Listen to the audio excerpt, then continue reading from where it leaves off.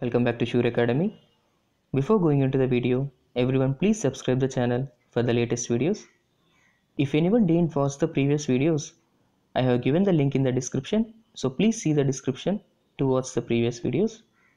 In this video, I will try to explain the concept of chromosome banding techniques, which are used for staining the chromosome and in order to perform various cytological experiments.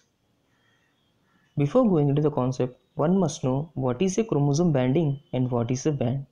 So here, chromosome banding refers to the presence of alternate light and dark regions along the length of the chromosome, which is produced by staining with a dye.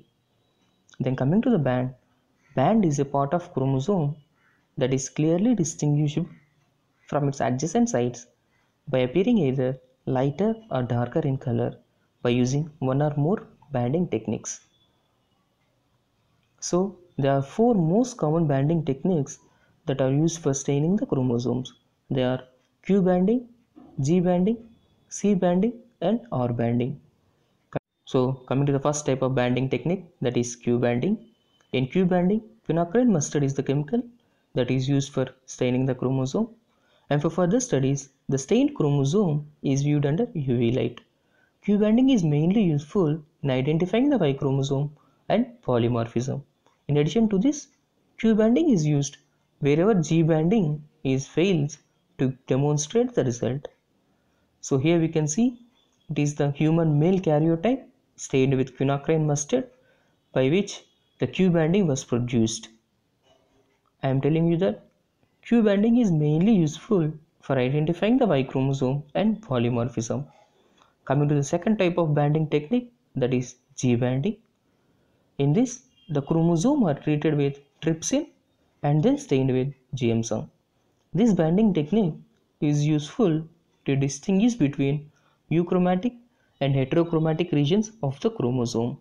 The euchromatic region takes light stain and most of the euchromatic region takes dark stain in G banding.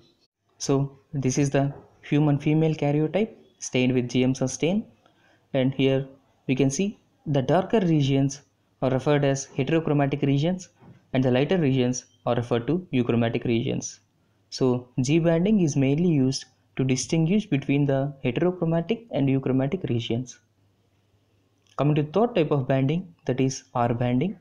In R banding, the chromosomes are treated with phosphate buffer and then stained with the giemsum to produce R banding. Usually R banding is exactly the reverse of G banding.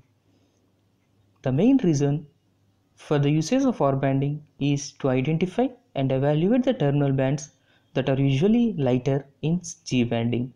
So here we can see the terminal regions are stained dark, whereas in G banding the terminal bands are stained lightly. So R banding is mainly used to identify and evaluate the terminal bands of the human male or female karyotypes. Then coming to the last type of banding technique, that is C banding. In this, the chromosomes are treated with alkali followed by controlled hydrolysis in buffer salt solution to produce C banding. C banding usually represents the region of centromere of the particular chromosome. So C banding is used to identify and evaluate the centromeric regions of the chromosomes. Then I would like to share you two more concepts with you, that is karyotype and ideogram. Coming to karyotype, karyotype is defined as when the chromosomes of a species are arranged in according to their size, shape and structure. Then this representation is called as karyotype.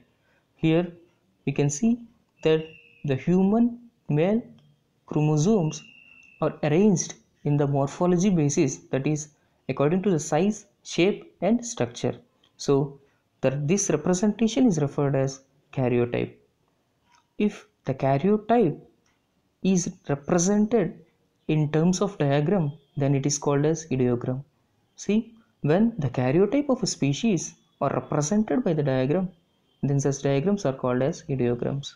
Here we can see the graphical representation of the human male karyotype, which is referred as ideogram. See the description below for the previous videos, and please do like, share and subscribe for the latest videos. Thank you.